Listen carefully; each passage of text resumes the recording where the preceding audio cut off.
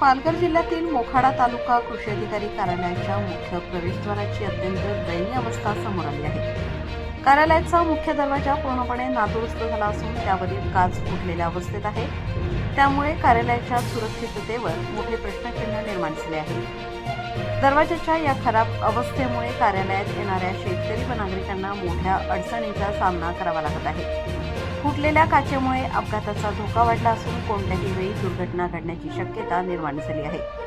यासोबतच कार्यालय परिसरात सर्वत्र घाणीचे साम्राज्य पसरलेले असून दिसून येत आहे, असे शेतकरी रामदास जाधव यांनी सांगितले आहे। स्वच्छतेकडे पूर्णपणे दुर्लक्ष झाल्याचे चित्र असल्यामुळे नागरिकांमध्ये नाराजी वाढत आहे। शासकीय कार्यालय असतानाही अशी अस्वच्छ व धोकादायक परिस्थिती निर्माण होणे ही गंभीर बाब मानली जात आहे। तरीही याकडे संबंधित तालुका कृषी अधिकाऱ्यांचे दुर्लक्ष होत असल्याचे दिसून येत आहे। स्थानिक शेतकरी व नागरिकांकडून प्रशासनाविरोधात नाराजी व्यक्त केली जात असून तात्काळ दरवाजाची दुरुस्ती व परिसराची स्वच्छता करण्यात यावी अशी जोरदार मागणी होत आहे।